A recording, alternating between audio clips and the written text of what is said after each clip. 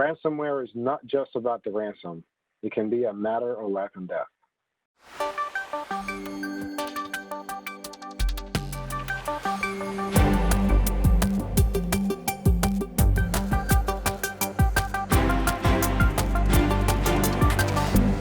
Hey, Jonathan, you have a story, one of the first I heard about ransomware attack and some sort of life supporting device, which result in death of a patient.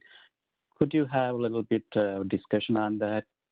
Yes, thanks, Ganesh. Actually, the story took place, I believe, this past Friday, and it has been, unwrapping.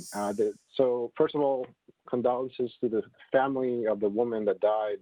It's very sad to see that something related to technology has led to the death of someone. And in this case, what ended up happening was that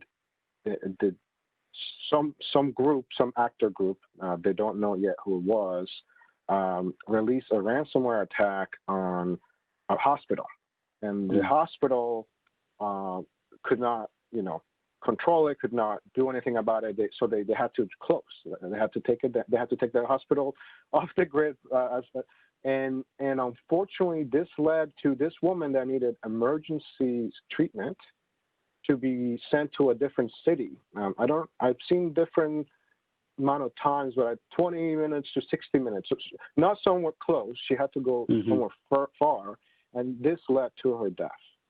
So the German authorities have started looking at this as a potential, manslaughter case, because this group has now, because of this ransomware attack, it has led to a death. Now, some of the news articles you'll see are saying that this might be the first time this ever happened. This might be the first time that they've made a concrete connection.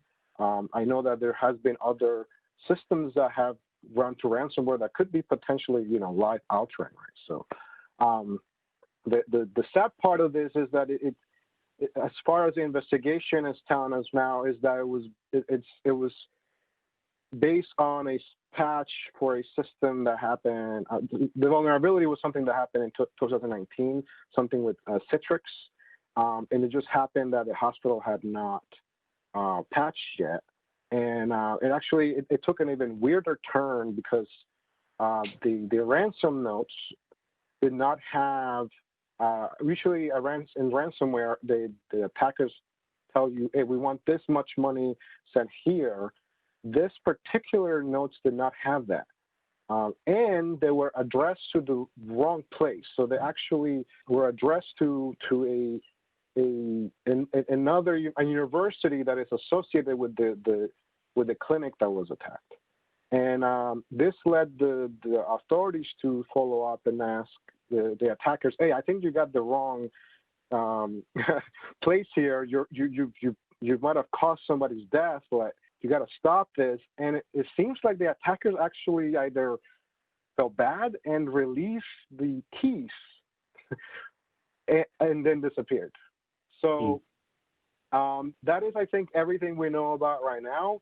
But this led me to like a bigger thought of, yes, I mean, these cybersecurity attacks that we talk about are not just, patching and vulnerabilities and money and it's not, there could potentially be lives at stake, right? Like, even in a company like ours in telecommunications, if somebody takes down the 911 system because of ransomware, I mean, this is life and death now, right? It's not like they're waiting for some money to be sent to them. Like, someone might not be able to, call an ambulance on time or get the police. So while they're saying this is the first time, I like to try to get a discussion going on how the cybersecurity can affect our lives in a way that people might not think about, right? Yeah. First of all, John, I'm sorry to hear about resulting in a death. I think while you're saying, actually, the attack was on some sort of university, right? And this is an hospital connected with that university. So it's kind of a cascading effect on. Okay. Right. Okay. Yeah. It seems like the it seems like the attacker intended to attack a university, didn't realize it was a hospital, and this led to the hospital shutting down, which led to the person having to be rerouted out to a different hospital. And yes, I mean, sure, the attack itself was not directly related to the death, but it, you know, you can connect the dots. I think most of the security folks within AT&T, outside AT&T, they always actually talking about this kind of scenario. A ransomware attack, maybe a malware attack, can result in some sort of catastrophic result. And this is unfortunately the first thing we are talking about. Actually, that also brings to the point that we have all been discussing for a long time.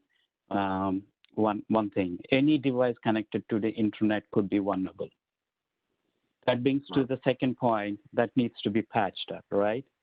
And to the third point, it's always have to have a defense-in-layered approach. So there's so many elements come into place. I think those needs to be protected in any case with respect of university, hospital, and organization, IT company, whatever it is. I think the approach should be to have multiple layers of defense with as quickly possible patching of the vulnerable applications, operating systems.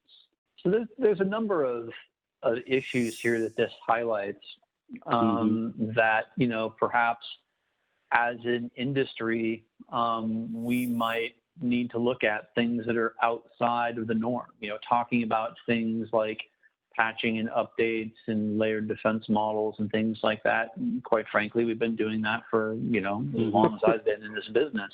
And, we still see these things happening here. And there's a lot of things to unpack here. For instance, it is currently indicated that Citrix NetScaler bug was the one that was exploited. That bug was identified in November of last year, and it's been rampantly exploited in active campaigns for several months. So what kind of liability is there for the fact that they hadn't resolved that issue in their environment yet? Is there any? Why is a hospital, which is, probably rightfully considered critical infrastructure, connected to a public network, right? Why, as an industry, have we not taken a really much greater step in segmentation and taken critical infrastructures entities like hospitals or nuclear reactors or other types of critical infrastructure and segmented them from the general internet population to isolate them at a macro level, and in addition to micro level segmentation that they might do on site.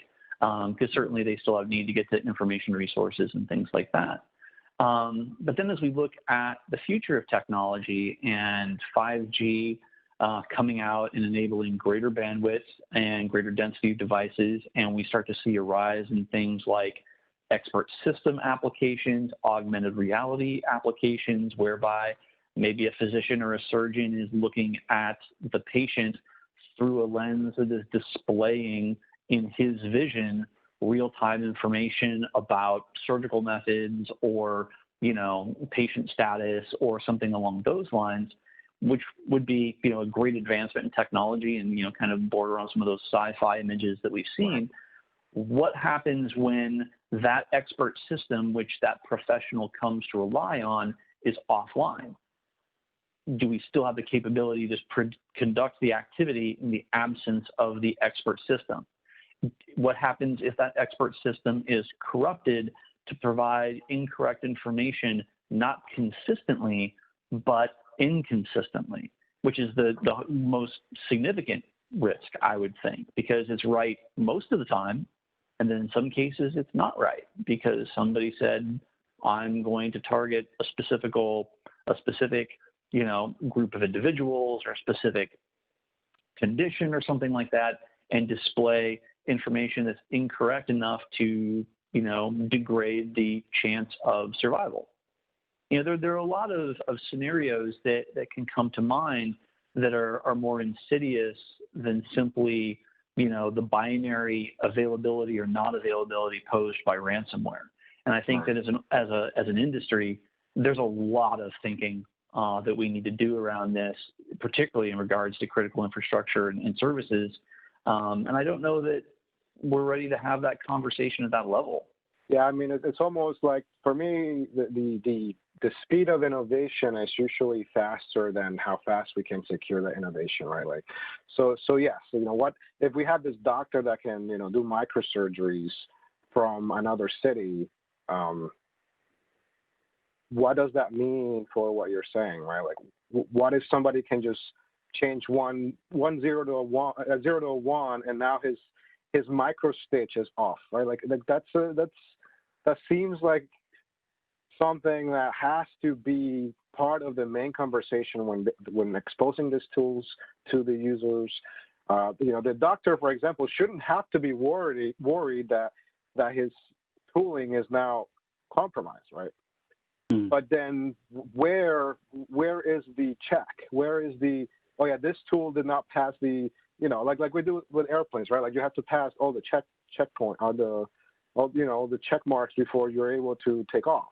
And a lot of these tools probably have to be treated the same way, right? Like a doctor shouldn't be able to use it until it checks all the security checklists, right? Right before a surgery, for example. I think there is a lot of conversation that needs to happen about this before we start throwing these systems into hospitals and into humans. And to your point, if we're not there yet, the systems should be very isolated, right? Like why all these systems? I mean, and we talked about this in this show before, right? Like things that are IoT related, that are medically, for medical reasons. Why is any of that exposed to any piece that is exposed to the internet? Like, there's just no reason. Convenience in this case, unfortunately, is not better than just making sure that people are safe. I just hope that this starts a conversation. I know this happened in Germany, but hopefully stirs a conversation further out about the infrastructure. Not because we talk about electricals a lot and nuclear clearly, but the medical and the hospitals, like a lot of these places are small. Like this is a clinic. Like I assume they probably don't have a dedicated security team that is auditing all their systems. So like how can you regulate that? And I think it needs to come from the top, and then kind of we can all figure out a common way to do this that doesn't risk people's lives. Yeah, I agree with both of your comments, but I think, like you said, Jonathan, some of the small clinics and hospitals doesn't have the staffing to take care of it. Probably this is something government, maybe, from the top down, they can come up with minimum guidelines. Anybody Right. doing it, you got to have these minimum set of things before you could put into place to operate on it. Again, that comes to the point who is going to maintain, but that at least gives you the starting point, right? Right.